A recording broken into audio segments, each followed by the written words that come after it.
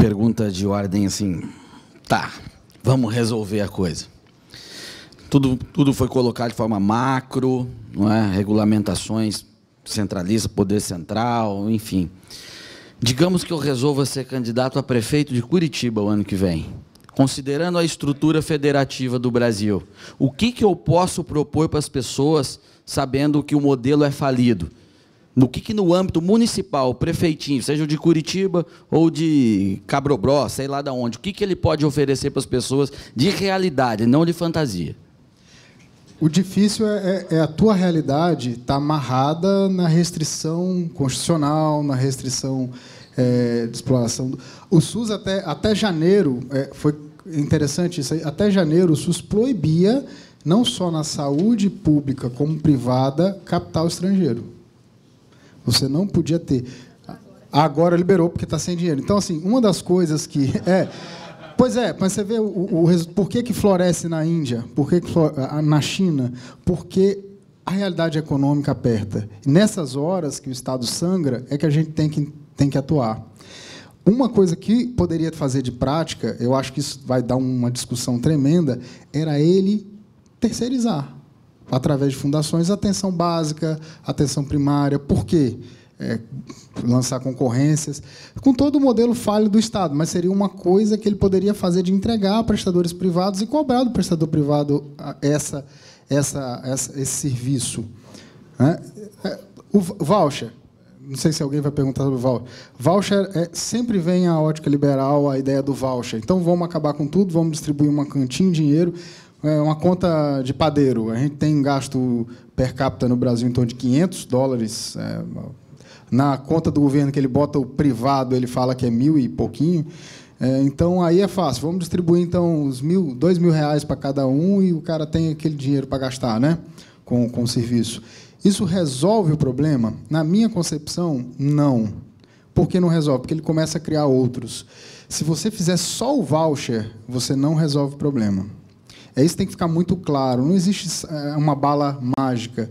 Se você fizer só o voucher e não liberalizar o mercado, não desregulamentar, o mercado vai começar a concentrar e o preço vai começar a subir. Lembra aquele gráfico que eu botei nos Estados Unidos? A gente tem que ficar com a cabeça por que a qualidade em saúde cai e o preço sobe. A pergunta tem que sair daí, né? As respostas têm que sair daí. Então, na real... Por favor. Eu ia te dizer que você não vai ser eleito, porque se você for prometer o que o Evandro... Estou estudando. For fazer o que o Evandro está dizendo, disser para a população que você vai terceirizar, vai ter um monte de sindicalista na porta do teu comitê lá para jogar pedra. Eu já sou inimigo deles então, desde já. Não, você não vai ser eleito. A minha sugestão hoje, para o modelo atual do Estado do Ceará, a minha sugestão que eu estava dando para um governador agora, 2 dias atrás, é trabalhar, a gente pode, como modelo substitutivo do que a gente julga ideal, trabalhar com as fundações. Uma das propostas hoje concretas, por exemplo, para o município de Fortaleza, para a gente tentar resolver o problema grave, que é o Hospital Geral, o Hospital das Clínicas, os hospitais terciários, seria a gente pegar, por exemplo, uma fundação que já existe, colocar os pacientes do HGF e do Hospital das Clínicas, os pacientes graves que precisam de serviço especializado, para um hospital já aberto, não abrir nenhum novo hospital novo, porque o governo passado, o que fez, Evandro? Ele abriu 3 CELs, 10 policlínicas, 13 UPAs, e ele não fez nenhum estudo de sustentabilidade de como manter. Não existe verba provisionada para manter esses hospitais, essas policlínicas. Então, abriu estruturas físicas grandes, né? O funcionamento do Hospital de Sobral hoje, o Hospital Regional, que é imenso, 10 meses de funcionamento dele abre 16 UPAs, né? Só para mantê-lo funcionando.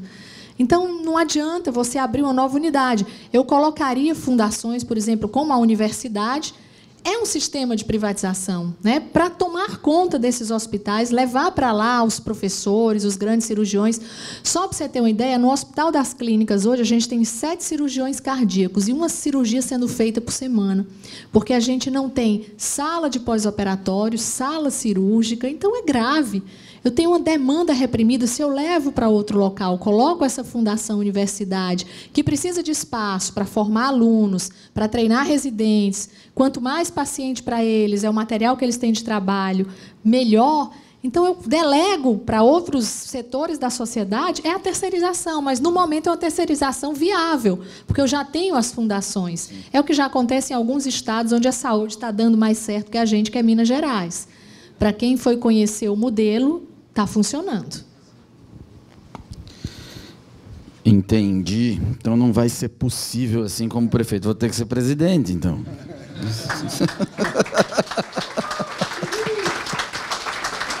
Obrigado. Muitas perguntas aqui atacam. As pessoas querem saber o que vocês pensam do Mais Médicos.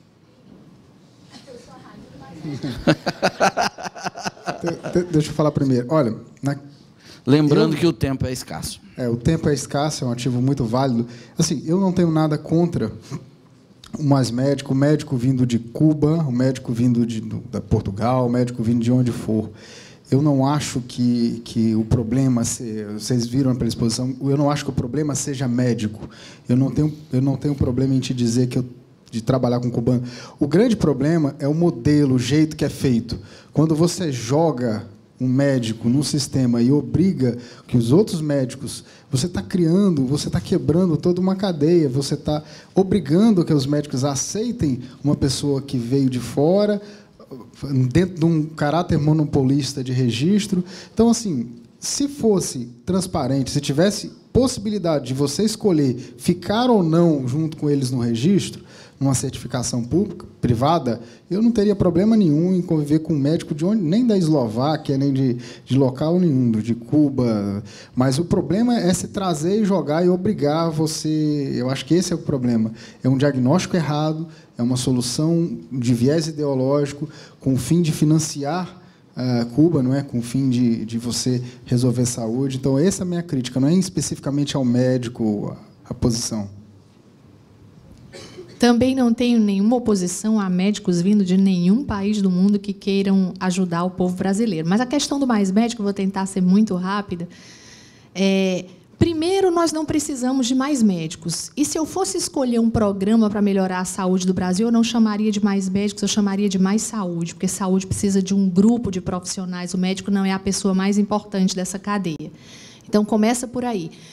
Segundo item é que, em 2009, esse programa Mais Médicos ele já estava feito. Nós temos um representante político cearense que foi a Cuba assinar esse projeto de integração Brasil-Cuba. E, falsamente, ele foi apresentado à população, na época que foi todo mundo para a rua protestar, e a população disse que os principais problemas do Brasil eram saúde, segurança, educação. Então, vamos criar uma medida política eleitoreira que precisa ser a pauta da próxima eleição para eleger a presidente da República. Então, veio o Mais Médico, é um programa político eleitoreiro feito por um marqueteiro, mas que já estava elaborado, ele não foi criado numa situação emergencial. Segundo ponto. Terceiro, a relação que a Organização Mundial de Saúde diz que nós precisamos de médico é uma relação que é completamente satisfeita pelo número de médicos formados no país. Nós temos cerca de 400 mil médicos, 17 médicos para cada 10 mil habitantes. A França, por exemplo, a Inglaterra tem 10, a relação deles, né?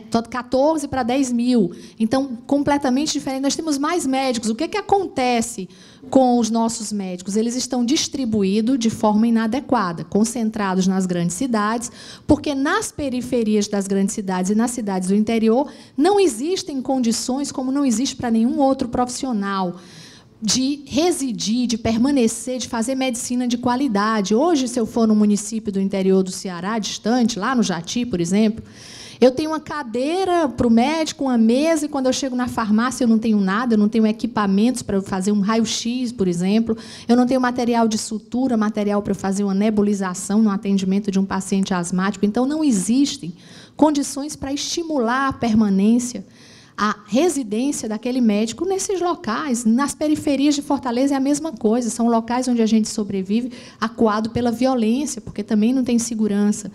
E o outro viés é que esse programa é uma transferência de recursos para uma ditadura. Então, assim, Eu fui a um programa outro dia e uma dessas pessoas que criou esse programa disse que eu tinha que respeitar, porque os médicos que vieram numa missão humanitária, que os cubanos vão para o Haiti. Eu falei, olha, eu não sabia que nós estávamos vivendo qualquer situação de catástrofe para a missão humanitária no Brasil. Nem terremoto, nem epidemia de ebola, como acontece nos outros países do mundo. E outra questão muito importante é que esses profissionais, eu prefiro chamar de intercambistas, a grande maioria deles não é médico, né? A grande maioria deles é agente de saúde.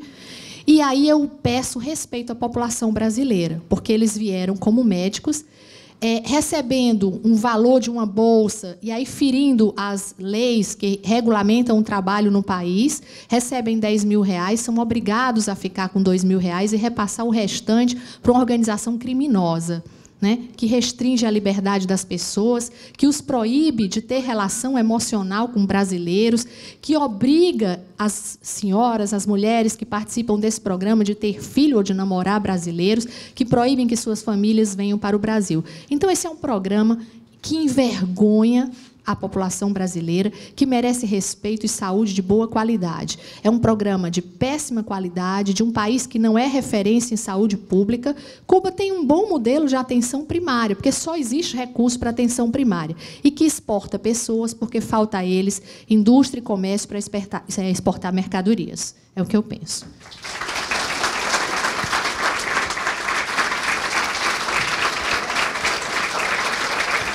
Obrigado.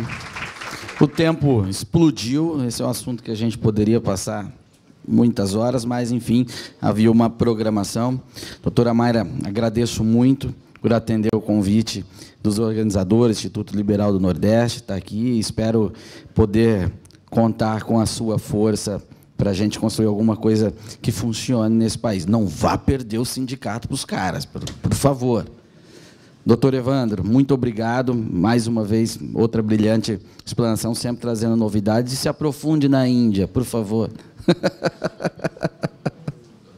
Obrigado, gente. Esse painel está encerrado.